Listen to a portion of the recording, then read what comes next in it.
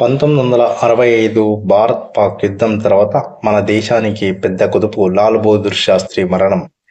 జై జవాన్ జై కిసాన్ నినాదంతో ఆ యుద్ధాన్ని గెలుచుకువచ్చిన మన ప్రధాని ఆకస్మిక మరణం పౌరులందరినీ కలిచివేసింది. దాయాదిపై విజయానందాన్ని పూర్తిగా ఆస్వాదించకముందే ఆయన కన్నుమూయడం భారతీయులను కంటతడి పెట్టించింది.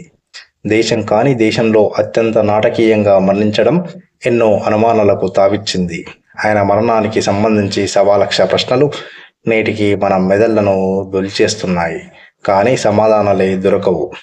భారత రెండవ ప్రధానిగా ఖ్యాతి గడించిన లాల్ బహదూర్ శాస్త్రి ఇండో పాక్ యుద్ధం తర్వాత USSRలోని తాష్కెంట్లో వెళ్లాల్సి వచ్చింది. దాయాదుల మధ్య శాంతి ఒప్పందం కోసం సోవియట్ దేశంలో ఈ సమావేశాన్ని ఏర్పాటు చేశారు.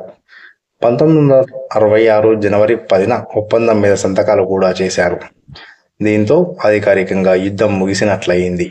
అయితే దురదృష్టవశాత్తు ఆ తర్వాతి రోజే తాష్కెంట్లోని తన గదిలో శాస్త్రి మరణించారు. గుండెపోటు కారణంగానే ఆయన మరణించారని సోవియట్ అధికారులు స్పష్టం చేశారు. కానీ ఇందులో నిజమెంత? అప్పటి నుంచే బోలెడన్ని అనుమానాలు పుట్టుకొచ్చాయి. దీనికి తోడు ఏ విషయంలోనూ స్పష్టతనివ్వని మన ప్రభుత్వం వాటిని మరింత పెంచింది. లాల్ బహదూర్ శాస్త్రి మరణానికి సంబంధించి రాజనారాయణ విచారణ కమిటీ ఎలాంటి ముగింపును ఇవ్వలేదు.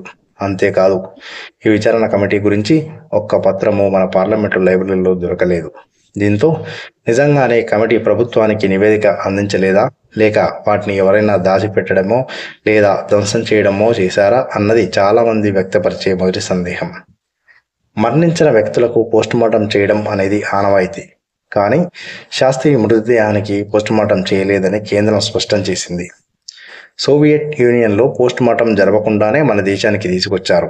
అయితే శాస్త్రి భార్య లలిత వాదన మరోలా ఉంది. ఆయన మృతదేహం నీలి రంగులో మారిందని, శరీరంపై కోసిన గాయాలు ఉన్నాయని ఆమె చెప్పారు. అంటే పోస్టుమార్టం జరిపినప్పటికీ ఆ విషయాన్ని దాచాలని చూశారా? ఒకవేళ చేసినట్లయితే ఆ రిపోర్టులు ఏమయ్యాయి? శాస్త్రి వ్యక్తిగత వైద్యుడు RN చూగ్ కథనం ప్రకారం శాస్త్రి అత్యంత ఆరోగ్యంగా ఉండేవారు. అంతేకాదు, గతంలో ఆయనకు హృదయ సంబంధ జబ్బులే ఉండేవి కాదు. అలాంటిది ఒక్కసారిగా గుండెపోతూ ఎలా మరణించారు? ఒకవేళ ఆయన మీద విషప్రయోగం జరిగిందా? మృతదేహానికి పోస్టుమార్టం జరపలేదని కేంద్ర ప్రభుత్వం చెప్పడం, శరీరంపై నీలిరంగు మచ్చలు కనిపించడం ఆ అనుమానానికి ఊతమిచ్చాయి. లాల్ బహదూర్ శాస్త్రి తాష్కెంట్లో మరణించిన రాత్రి ఆయనతో పాటు ఇద్దరు ఉన్నారు. వారే డాక్టర్ RN చూగ్ వ్యక్తిగత సహాయకుడు రామ్నాథులు. వీరిద్దరిని సాక్షులుగా పరిగణించి విచారణకు హాజరు కావాల్సిందిగా పార్లమెంటరీ సంఘం 1977లో కోరింది. అయితే విచిత్రంగా డాక్టర్ చూగ్ ట్రక్ ఢీకొనడంతో మరణించగా, రామ్నాథ్ కూడా కారు ఢీకొట్టిన ఘటనలో 2 కాళ్ళు కోల్పోయాడు. అంతేకాదు, అతడి జ్ఞాపక శక్తి కూడా పూర్తిగా దెబ్బతింది. శాస్త్రి కుటుంబ సభ్యులు ప్రకారం ఎన్నాళ్లుగానో ఈ బరువును మోస్తున్నా ఇక దింపేసుకుంటా అని విచారణకు వెళ్లే ముందు రామ్నాథ్ వారితో చెప్పాడు.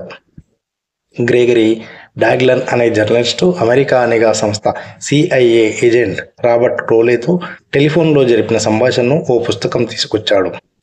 కన్వర్జేషన్ విత్ క్రో అనే ఈ పుస్తకంలో నమ్మశక్యం కాని నిజాలు పొందుపరిచాడు. భారత శాస్త్రవేత్త హోమీ బాబాతో పాటు శాస్త్రి హత్యకు CIAనే ప్రణాళికలు వేసిందని, వారిని తామే హత్య చేశామని రాబర్ట్ పేర్కొన్నాడు. అణు పరీక్షల విషయంలో శాస్త్రి దూకుడు చూపడం, రష్యాతో చనువుగా వ్యవహరించడం వల్లే ఇలా చేయాల్సి వచ్చిందని చెప్పాడు.